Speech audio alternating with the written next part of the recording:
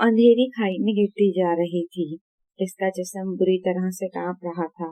وہ حلق پھاڑ کر چیخنا چاہ رہی تھی مگر آواز ساتھ نہ دے رہی تھی.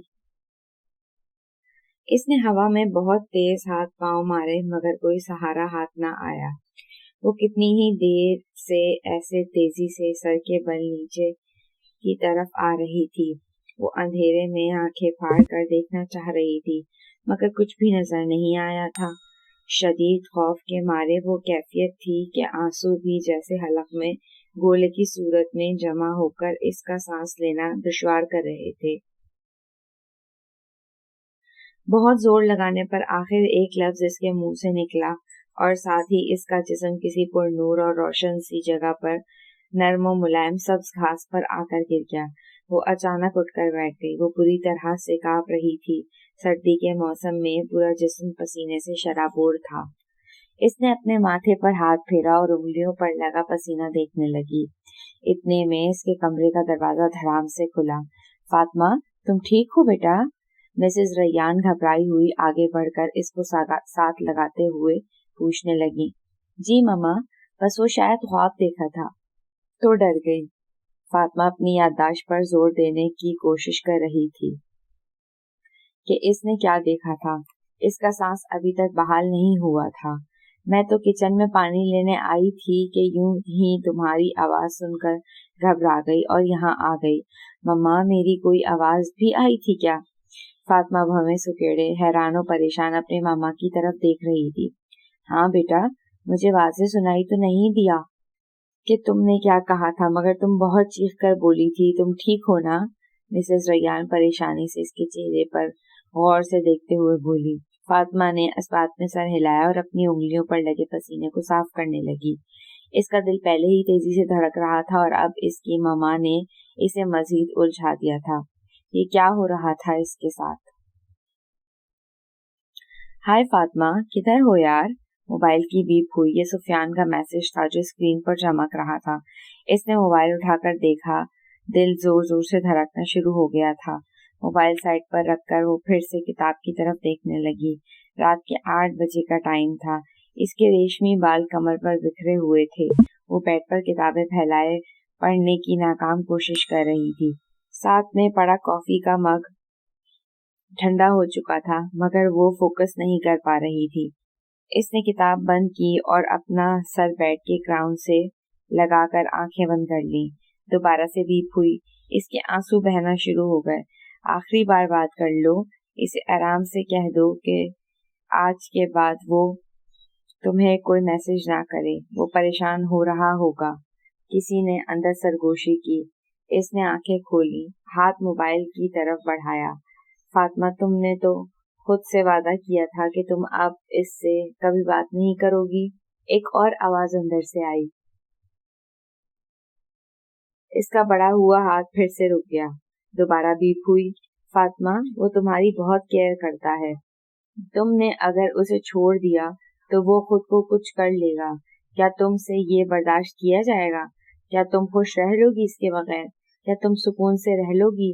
اگر کوئی تمہاری وجہ سے اذیت میں ہو. کسی نے دوبارہ اس کے اندر سرگوشی کی. اس کے حلق میں کچھ اٹک سا گیا تھا. آنکھیں مزید گرم ہو گئیں. اس سرگوشی کے بعد اس نے آگے بڑھ کر موبائل فون اٹھا لیا.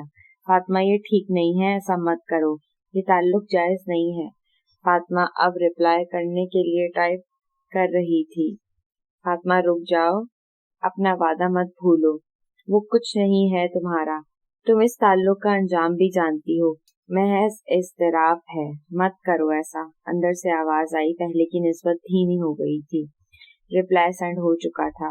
پاس ہی موجود وہ قبیح شکل کی مخلوق قہقہہ لگا کر ہنسی تھی.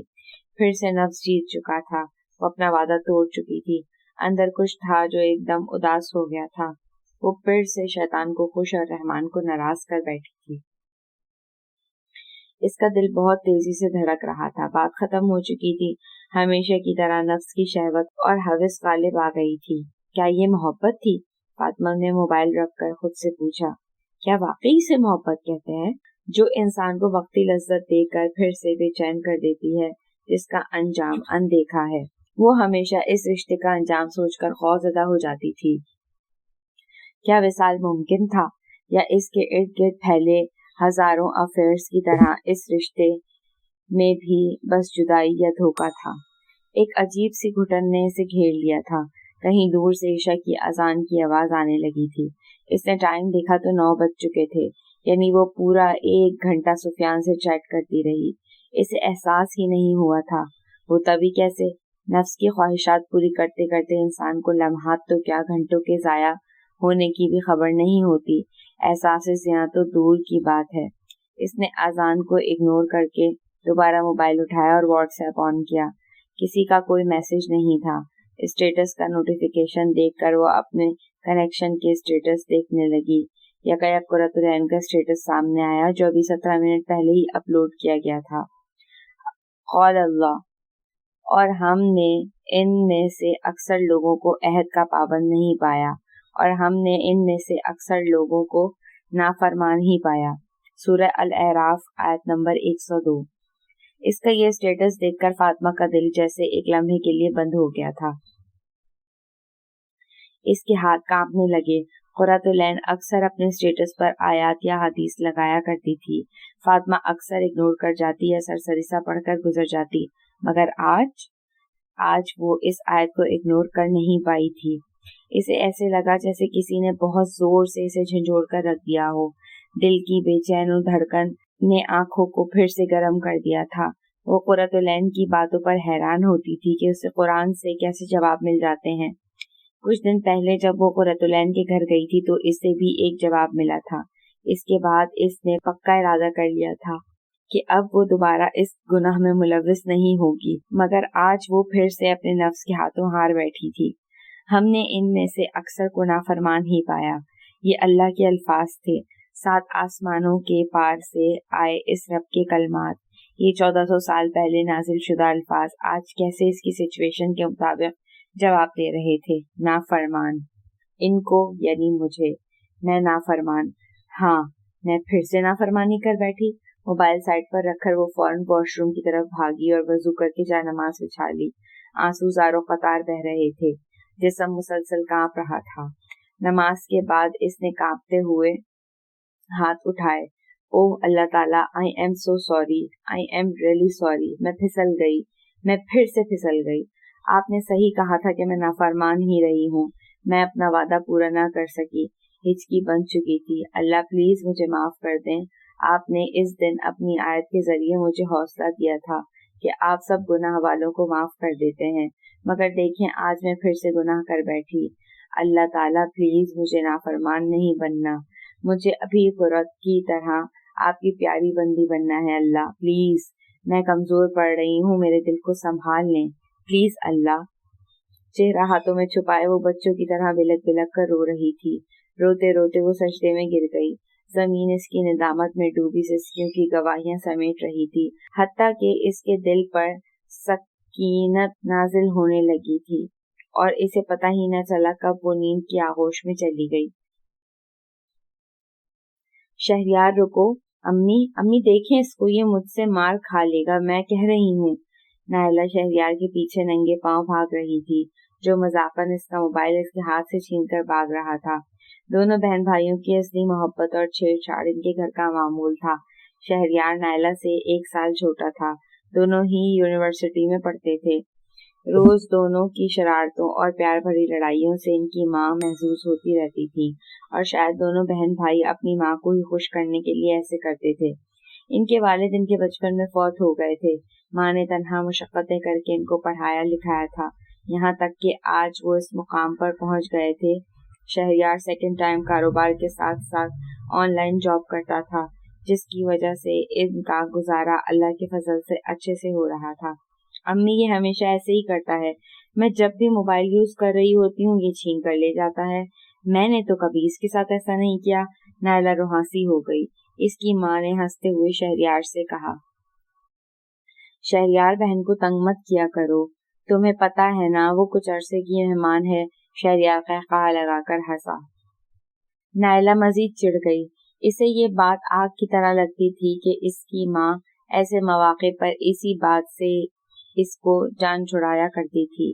یہ لیں بھائی، آپ تو مہمان ہیں اب کچھ عرصے کی۔ شہریار نے آنکھ مارتے ہوئے ماں کی طرف دیکھا اور ہنستے ہوئے موبائل واپس ہاتھ میں دے دیا۔ نائلہ نے چھیننے والے انداز میں موبائل لیا اور منہ چڑھاتی ہوئی واپس اپنے کمرے کی طرف مڑ گئی۔ اسے ایسے دیکھ کر دونوں ماں بیٹا ہنسنے لگے تھے۔ عورت، میرا دل چاہتا ہے کہ میں اس سے بالکل بے نیاز ہو جاؤں، اس کی یادوں سے، اس کی باتوں سے، حتیٰ کہ وہ سامنے بھی آئے تو مجھے کوئی فرق نہ پڑے۔ پچھلی رات کے واقعے کے بعد آج فاطمہ یونیورسٹی میں لیکچر سے فری ہوتے ہی قرۃ العین کے پاس آ بیٹھی تھی۔ کل رات اتنی واضح آیت ملنے کے بعد وہ اب تک خود کو سنبھال ہی نہیں پا رہی تھی۔ وہ اس دھوکے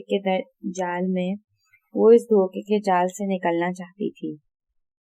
میں جانتی ہوں میں بہک گئی تھی، مجھے خود کو بچانا چاہیے تھا، مگر اب کیا کروں؟ دل اپنے اختیار میں تو نہیں ہوتا نا۔ وہ روحانسی ہو گئی تھی۔ فاطمہ، یہ حقیقت ہے کہ دل اپنے اختیار میں نہیں ہوتا، مگر یہ دیکھو، اس کو بے اختیار کرنے کا اختیار ضرور ہمارے ہاتھ میں ہوتا ہے۔ تم جانتی ہو اللہ نے کیوں قرآن میں عورت اور مرد کو نسلوں کی حفاظت کرنے کا حکم دیا ہے؟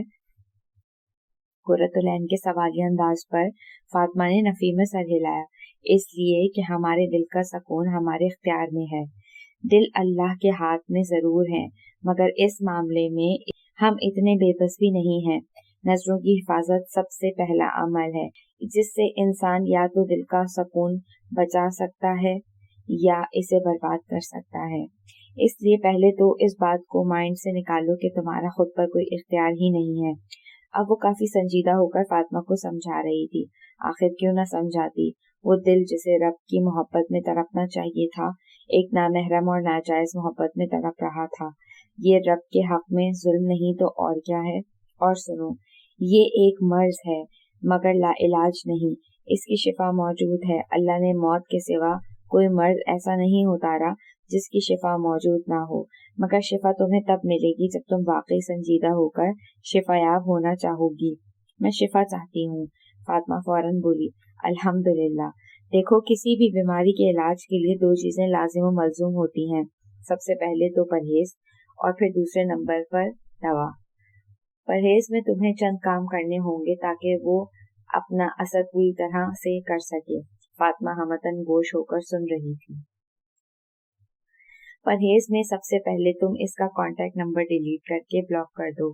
تم کانورسیشنز اور پکس سب کچھ ڈیلیٹ کر دو۔ اس کے دیے ہوئے تحفے، ان سب چیزوں کو خود سے دور کرو۔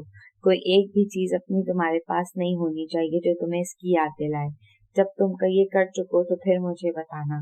فاطمہ نے آنسوؤں کا گولا حلق سے نیچے اتارتے ہوئے اسبات میں سر ہلا دیا تھا۔ اور سنو، کوئی کام بھی رب سے دعا کیے بغیر نہ شروع کرنا۔ 2 نفل پڑھ کر ہمت مانگنا، وہ ضرور دیں گے انشاءاللہ۔ اب کی بار وہ مسکرا کر بولی تھی، تم چاہتی ہو نا کہ تم بھی اللہ کے قریب ہو، تو پہلا سٹیپ یہی ہے تمہارا۔ اللہ قرآن میں کہتا ہے نا، جب تک تم ان چیزوں میں سے جو تمہیں محبوب ہیں خرچ نہ کرو گے تم کبھی نیکی کو نہیں پا سکتے۔ سورہ آل عمران آیت نمبر 92۔ سو اٹس ٹائم کہ تم اپنے محبوب ترین چیز اس کے لیے قربان کر دو۔ قرآن واحد ذریعہ تھا جس کے آگے وہ خود کو بے بس محسوس کرتی تھی۔ اس نے آنسوؤں سے بھری آنکھیں جھکا لی تھیں۔ اس وقت اس سے بڑھ کر کون جان سکتا تھا کہ یہ سب قربان کرنا کتنا مشکل تھا، مگر اسے اللہ کو پانا تھا۔ اللہ جیسی ہستی کو پانے کے لیے کچھ قربان نہ کرنا پڑے، ایسا کیسے ہو سکتا ہے؟ اس نے خود سے عہد کیا اور فوراً رب سے دعا کی کہ وہ اسے ہمت دے۔ شہریار مغرب کی نماز پڑھ کر سلام پھیر ہی رہا تھا کہ اسے اپنے پیچھے بائیں طرف دبی دبی سسکیوں کی آوازیں آئیں۔ اس نے فوراً مڑ کر دیکھا تو ایک نوعمر لڑکا دعا کے لیے ہاتھ اٹھائے اپنے رب سے مناجات کرنے میں مصروف تھا۔ اسے احساس ہی نہیں ہوا تھا کہ اس کی ان سسکیوں نے کتنے ہی کانوں کو اپنی طرف متوجہ کر لیا تھا۔ کچھ نظریں حسرت اور کچھ نظریں رشک سے اسے دیکھ رہی تھیں اور کچھ ججمنٹل ہو کر، مگر شہریار ایک دم سے کھٹکا تھا۔ اسے یکایک آخری بار کی ہوئی اپنی دعا یاد آئی جس نے واقعی تڑپ کر مانگی تھی رمضان میں، اور اب 6 ماہ گزر چکے تھے۔ وہ افسوس کے ساتھ گویا اندر ہی اندر خود سے مخاطب ہوا۔ اس نوعمر لڑکے کی سسکیوں میں کچھ ایسا تھا جو شہریار کو اندر سے ہلا رہا تھا۔ اس کے رونگٹے کھڑے ہو رہے تھے۔ وہ اٹھا اور مسجد سے باہر آ گیا تھا۔ मस्जिद के साथ ही औरतों का मदरसा था। इस फैलते अंधेरे में चंद औरतें मदरसे से निकल रही थीं। वो मुकम्मल बुर्का पहने हुए थीं, हत्ता कि इनकी आंखें भी नजर नहीं आ रही थीं। इन पर नजर पड़ते ही शहरयार ने अपनी निगाहें झुका ली। एक ख्याल इसके जहन में आकर गुजरा था, काश नाइला और अम्मा भी ऐसे। शहरयार यही सोचते सोचते अपनी बुक स्टोर की तरफ बढ़ गया था। मगरिब की नमाज पढ़कर वो रोज अपने बुक स्टोर की तरफ जाता था, जहां इसका साथी फराज सुबह से मौजूद होता था और फिर शाम से शहरयार की शिफ्ट शुरू हो जाती थी। यहीं पर वो अपना ऑनलाइन काम करने के साथ साथ अपनी यूनिवर्सिटी का भी पढ़ता था। अनवर बुकलैंड इस वक्त शहरयार का सबसे बड़ा और मशहूर बुक स्टोर था, जैसे कि दो नौजवान लड़के चला रहे थे। यहाँ हर आम, खास, पुरानी, नई, हर फील्ड की बुक्स दस्तयाब थीं। यूनिवर्सिटीज और कॉलेज के स्टूडेंट्स यहाँ आकर सस्ते दामों बुक्स खरीदते या अपनी बुक्स एक्सचेंज करवाते थे। शहरयार ने आकर सलाम दुआ के बाद फराज को घर भेजा और अपना काम संभाल लिया। फातिमा बेटा, मैं कब से। मिसेस रैयान ने फातिमा के कमरे का दरवाजा खुलते हुए देखा, मगर कमरे का हाल देखकर वो ठिठक गई। हर तरफ कागज, कपड़े, बुक्स, गिफ्ट्स, पैकेट्स, चॉकलेट्स और इसी तरह की दूसरी चीजें बिखरी हुई थीं। फातिमा अपनी अलमारी से कुछ निकालने में मसरूफ थी, मगर अपनी मम्मा की आवाज सुनकर कुछ घबरा सी गई थी। मिसेस रैयान एक हाउसवाइफ तो थी ही, मगर इन्होंने खुद को फिट रखा हुआ था। कभी जिम, कभी पार्लर, कभी फ्रेंड्स के साथ शॉपिंग, तो कभी पिकनिक्स। घर में वो कम ही पाई जाती थी, अगर होती तो भी सारा दिन टीवी के सामने विराजमान रहती। फातिमा से दिन में एक दो बार ही मुलाकात होती थी। कभी कभी ही ऐसा होता कि इससे इसकी पढ़ाई के बारे में पूछ लेती वो, वरना अक्सर औकात बस नसीहतें ही होती थी।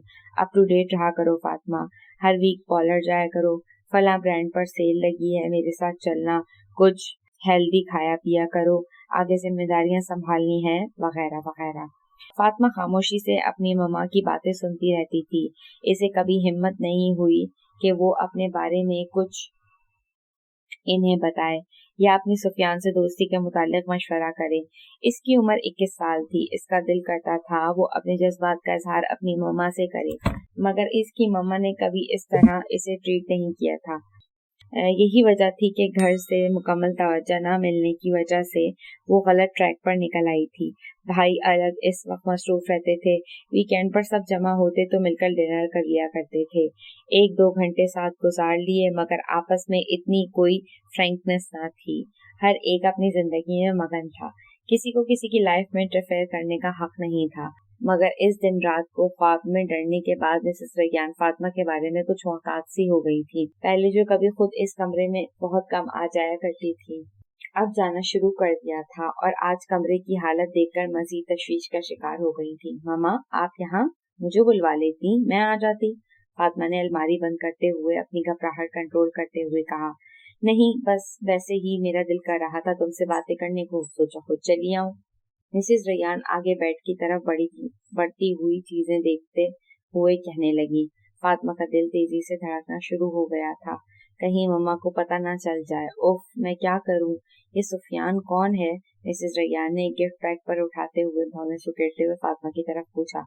मम्मा, वो मेरा क्लास फेलो है। फातिमा को लगा अब इसका दिल बस बाहर आ ही जाएगा। इसकी वालदा गिफ्ट पैक खोल रही थी। सिर्फ क्लास फेलो? मिसेस रैयान ने मशकूक नजरों से फातिमा को देखा। मिसेस रैयान की मशकूक नजरों ने फातिमा को कंफ्यूज कर दिया था। इसका रंग मजीद मान पड़ चुका था। आज तो तुम्हारी खैर नहीं फातिमा, इसने दिल ही दिल में सोचा। मम्मा, वो दोस्त भी है, तुमने कभी बताया नहीं फातिमा? मिसेस रैयान ने माथे पर बल लाते हुए पूछा। यकीनन इन्हें अपनी बेटी से ऐसी कभी कोई तवक्का नहीं थी। कोई सिर्फ दोस्त हो और इतने गिफ्ट्स दे, और बाय द वे लड़का और लड़की कब से दोस्त होने लग गए? मिसेस रैयान ने फातिमा की आंखों में झांका, मगर इसने अपनी निगाहें चुरा ली। आखिर माँ थी, और माँ जैसी भी हो, औलाद के बदलते रंग पहचान ही लेती है कि दाल में कुछ काला है। फातिमा को कुछ समझ में नहीं आ रही थी कि वो अब क्या करे। अब तो वो ये सब खत्म करने की कोशिश कर रही थी, इस दलदल से निकलना चाह रही थी, मगर मम्मा क्या बताए अब इन्हें? दिल की धड़कन मजीद तेज हो गई थी। امی دل چاہتا ہے کہ بس آپ کے ہاتھ کے پکے کھانے کھاتی رہوں، قسم سے مزہ آ جاتا ہے۔ قرۃ العین نے دیسی گھی میں چوری روٹی ساگ کے ساتھ کھاتے ہوئے کہا، ہاں تاکہ تمہیں کبھی کھانا بنانا نہ پڑے، سب جانتی ہوں تمہارے یہ مسکے بازی۔ اس کی ماں نے روٹی توے پر ڈالتے ہوئے مذاقاً ناراض ہوتے ہوئے کہا۔ قرۃ العین ہنستے ہوئے اپنی انگلیاں چاٹتے ہوئے دعا پڑھنے لگی، الحمدللہ الذی اطعمنی ھذا، اللہ کا شکر ہے جس نے مجھے یہ کھلایا، اور اللہ میری امی کو جنت کے لذیذ کھانے کھلائے، آمین۔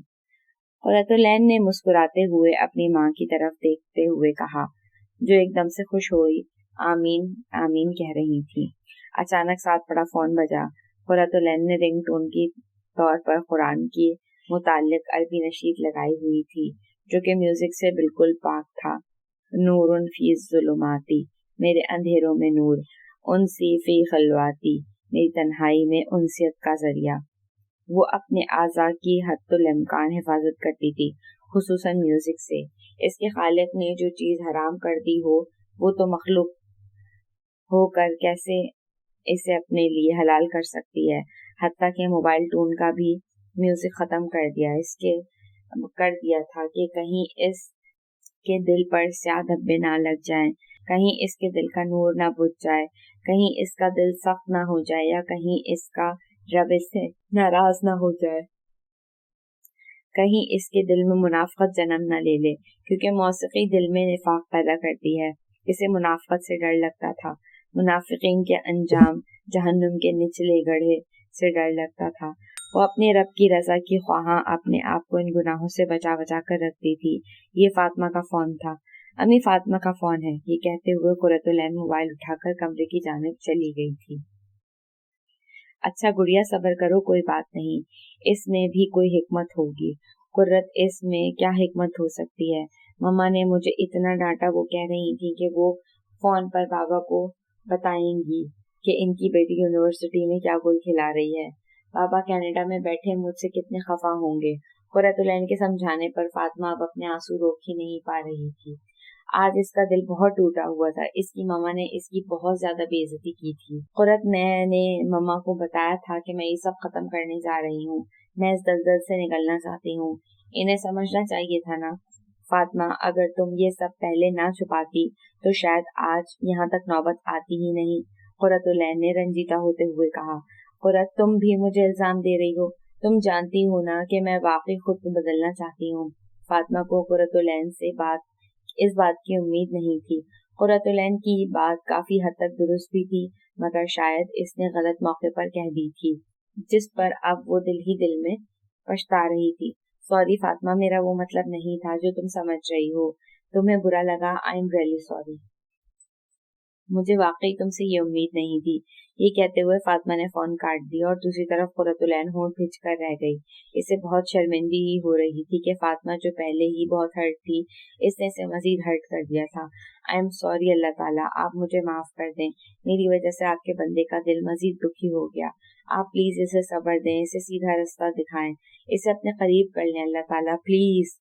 قرۃ العین دل ہی دل میں اپنے رب سے سرگوشیاں کرنے لگی تھی۔ اسے معلوم تھا کہ ابھی فاطمہ جذباتی حالت میں، اسے تھوڑا وقت چاہیے، جب جذبات ٹھنڈے ہونے لگیں گے تو وہ خود اسے منا لے گی۔ فاطمہ نے موبائل سائڈ پر پھینکا اور منہ پر دونوں ہاتھ رکھ کر پھوٹ پھوٹ کر رونے لگی تھی۔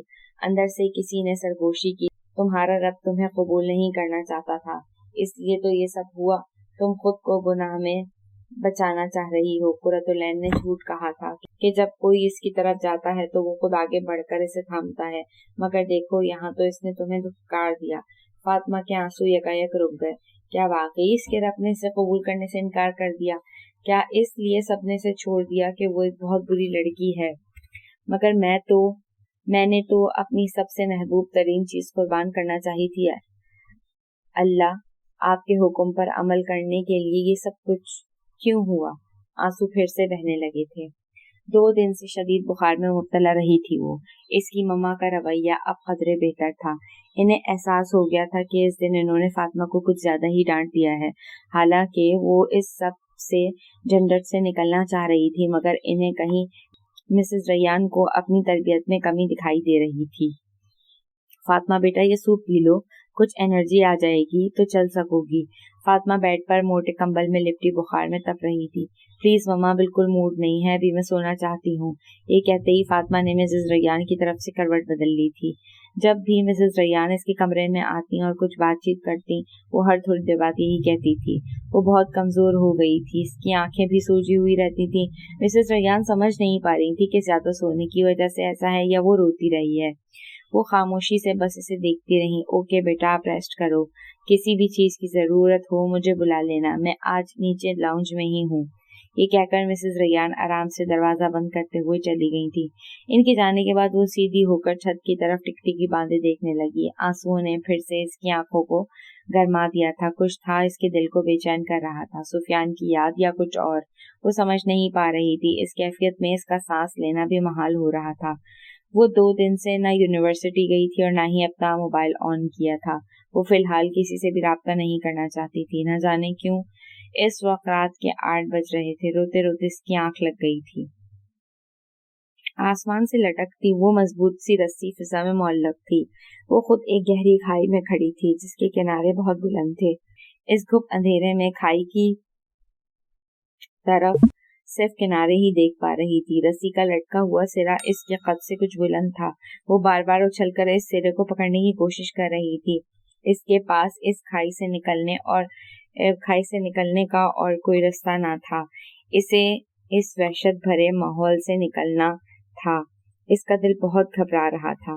آس پاس سے بہت ڈراؤنی آوازیں اور چمگادڑیں اڑ رہی تھیں۔ اسے جلد از جلد خود کو بچا کر وہاں سے نکلنا تھا۔ اچانک اس کی نظریں پاس پڑے ایک چمکتے ہوئے پتھر پر پڑی تھیں۔ وہ فوراً اس بھاری پتھر کو مشقت سے اٹھا لائی اور اس پر چڑھ کر اچھل کر رسی تھام لی۔ رسی کو تھامنے کے بعد اسے اندازہ ہوا کہ دوسرا سرا بہت مضبوطی سے آسمان میں جما ہوا ہے۔ اسے قدرے حوصلہ ہوا اور وہ پوری طاقت لگا کر رسی کے ذریعے اوپر جانے لگی۔ کچھ دیر میں اسے احساس بھی نہ ہوا کہ وہ کھائی سے کب سے نکل چکی تھی۔ اس نے نیچے دیکھا، مگر یہ کیا، نیچے تو اب کچھ بھی نظر نہیں آ رہا تھا، صرف گھپ اندھیرا تھا۔ ایک دم سے اس کا دل ڈوبا کہ اگر رسی ہاتھ سے چھوٹ گئی تو وہ نہیں بچے گی۔ اس کا سانس پھول چکا تھا، ہاتھوں میں درد کی ٹیسیں اٹھ رہی تھی، جسم پسینے سے شرابور تھا، دھڑکن بھی غیر معمولی تھی۔ آس پاس وہی چمگادڑیں گھوم رہی تھیں، ان کی آوازوں سے اسے مزید ڈر لگ رہا تھا۔ اس نے نظر اٹھا کر آسمان کی طرف دیکھا جہاں سے رسی لٹک رہی تھی۔ آسمان سفید تھا، عجیب منظر تھا، نیچے ہر طرف سیاہ اندھیرا اور اوپر سر سفید آسمان۔ جیسے جیسے وہ زور لگا کر اوپر کی طرف کھسک رہی تھی ویسے ویسے آسمان سے 2 چمکدار الفاظ نمودار ہوتے جا رہے تھے۔ ابھی وہ اتنے دھندلے تھے کہ صحیح سے پڑھنے نہیں جا رہے تھے۔ اس نے اپنی پوری طاقت جمع کی اور رسی کو تھامتے ہوئے مزید اوپر کی طرف ہوئی۔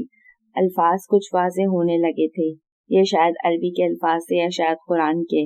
ان الفاظ سے پھوٹتے نور اس کی آنکھوں کو چندیانے لگے تھے۔ اس نے غور کرتے ہوئے پڑھنا چاہا لیکن سمجھ میں نہیں آیا۔ کچھ تھا ان الفاظ میں جو اندر سے اس کو اپنی طرف کھینچ رہا تھا۔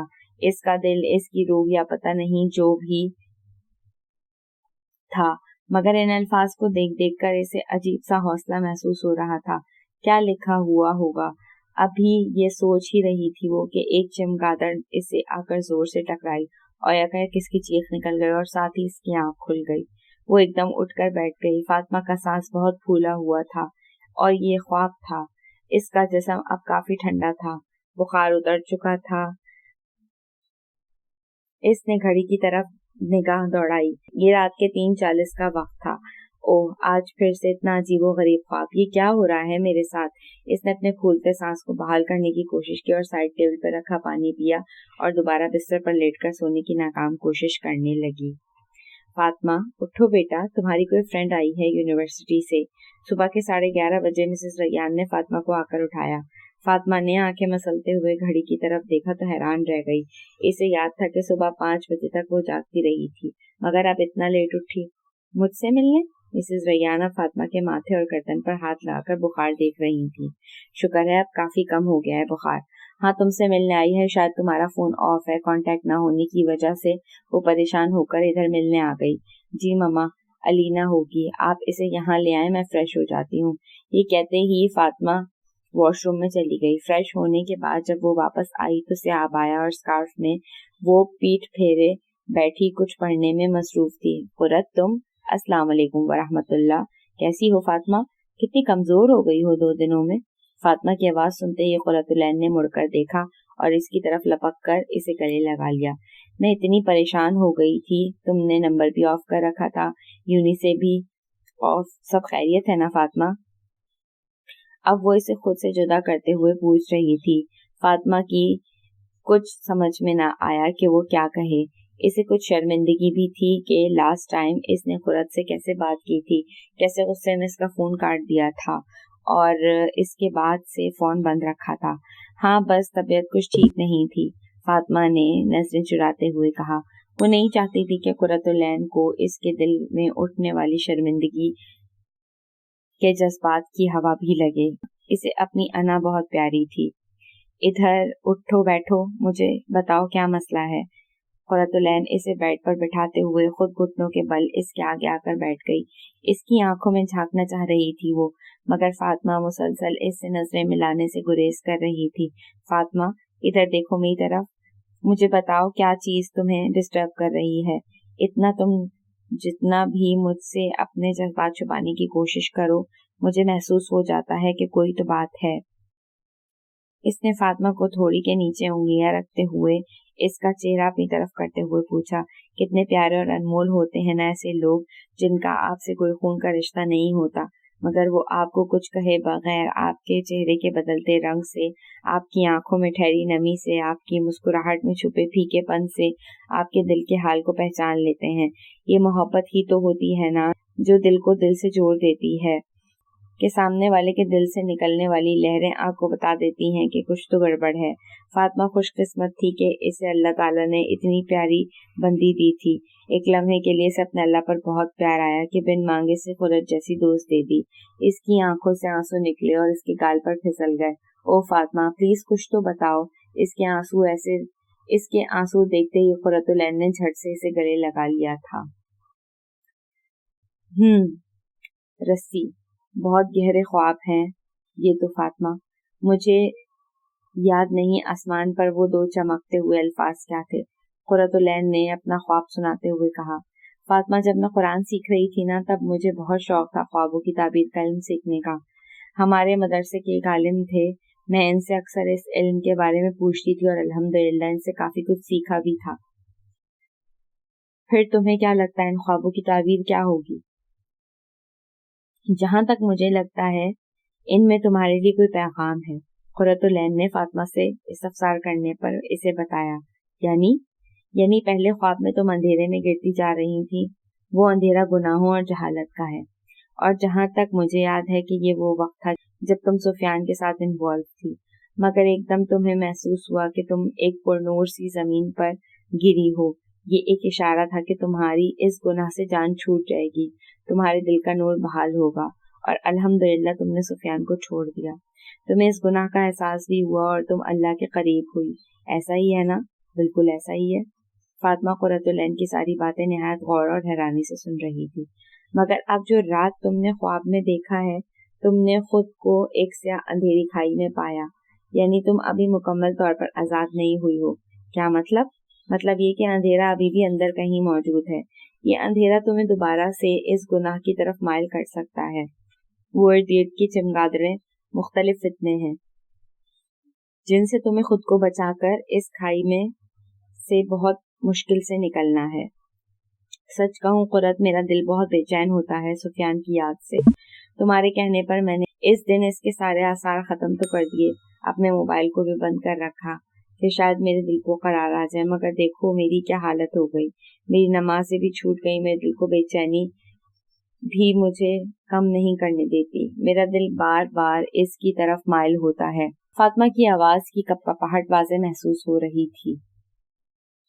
चंदा, इसीलिए तो अल्लाह ने तुम्हें इस ख्वाब में इससे निजात का रास्ता बताया है जो तुम्हारी बेचैनी को सुकून में बदल देगा, तुम्हारे दिल को इससे ज्यादा बेनियाज कर देगा। कुरतुलैन ने फातिमा का हाथ जोर से थामते हुए कहा। वो इसका दर्द समझ रही थी। इसके हाथ में होता तो वो इसके दिल से बेचैनी को निकाल कर फेंक देती। مگر دل تو صرف اللہ کے ہاتھ میں ہوتے ہیں نا، انسان تو بس دعا کر سکتا ہے۔ وہ بھی یہی کر رہی تھی۔ خواب میں کون سا نجات کا رستہ بتایا اللہ نے؟ فاطمہ نے حیرانی سے اس کی طرف دیکھتے ہوئے کہا، رسی۔ قرۃ العین نے گہری سوچ میں بے اختیار خود کو یہ کہتے ہوئے سنا۔ شہریار کا موبائل بجا، وہ اپنا بک اسٹور بند کرنے کی تیاری کر رہا تھا۔ یہ رات کے 12:30 بجے کا وقت تھا۔ موبائل کو برسات دیکھ کر اسے حیرانی ہوئی، مگر ساتھ میں دل بھی دھڑکا۔ کیا؟ کب؟ اس کی بہن نائلہ کا فون تھا۔ اس کے خدشات درست ثابت ہوئے تھے۔ اس کی ماں کو ہارٹ اٹیک ہوا تھا۔ میں بس آ رہا ہوں، تم پریشان مت ہو، بس نکل رہا ہوں۔ شہریار نے فون بند کرتے ہی اپنا بک اسٹور بند کیا اور فوراً گھر کی طرف روانہ ہوا۔ وہ بائک بہت تیزی سے چلا رہا تھا۔ بیٹا کھانا کھا لے، اپنا خیال رکھا کر، جب میں نہیں رہوں گی نا پھر تجھے کوئی بھی سمجھانے والا نہیں ہوگا۔ ماں ایسے مت کہیں، میری زوجہ محترمہ تو ہوں گی نا، لقمے بنا بنا کر اپنے گورے گورے ہاتھوں سے کھلایا کریں گی۔ اس کی ماں نے قہقہا لگایا تھا۔ وہ ہمیشہ ایسے ہی اپنی ماں کو ہنسا دیا کرتا تھا۔ ماں کی آواز کانوں میں گونجی، آنکھوں کے سامنے منظر دھندلا گیا۔ پیچھے سے ہارن کی آواز سے ایک دم خود کو سنبھالا۔ گھر کے باہر ایمبولینس کھڑی تھی۔ دھڑکن مزید تیز ہو گئی۔ یا اللہ خیر! شہریار دل ہی دل میں دعائیں مانگتا ہوا بھاگ کر ایمبولینس میں بیٹھ گیا۔ اندر پہلے سے نائلہ بیٹھی تھی۔ ساتھ والے اشرف چچا نے ایمبولینس بلوا دی تھی۔ ماں بے ہوش تھی۔ نائلہ شہریار کو دیکھتے ہی اس سے لپٹ کر رونے لگی۔ اسے اپنے کپڑوں کا کوئی ہوش نہ تھا۔ وہ پریشانی میں ایسی ہی نکل آئی تھی۔ شہریار اسے چپ کرواتے ہوئے اس کا دوپٹہ اس کے سر پر اڑا رہا تھا۔ سامنے بیٹھا ہوا ایمبولینس والا جس کے ہاتھ میں اس کی ماں کو آکسیجن دینے میں مصروف تھے، مگر عجیب سی نظروں سے نائلہ کو دیکھ رہا تھا، جن کو شہریار نے بخوبی محسوس کر کے ناگواری کے باوجود نظر انداز کر دیا تھا۔ کافی سیریس اٹیک تھا، شاید انہوں نے کوئی ٹینشن لی ہے، بہرحال انہیں کچھ دن تک یہیں ایڈمٹ رکھنا پڑے گا۔ ڈاکٹر نے شہریار کو ساری صورتحال سے آگاہ کرتے ہوئے بتایا تھا۔ ٹھیک ہے، کوئی مسئلہ نہیں، مگر وہ ٹھیک تو ہو جائیں گی نا؟ شہریار تڑپ کر بولا، بس بیٹے، ہم بس اپنی کوشش کر سکتے ہیں، باقی جو رب کائنات کو منظور، آپ دعا کریں۔ ڈاکٹر نے اس کے شانے کو تھپکتے ہوئے کہا۔ ڈاکٹر کی بات سن کر شہریار نے اس بات میں سر ہلایا اور ہاسپٹل سے باہر نکل کر مسجد کی طرف رخ کیا۔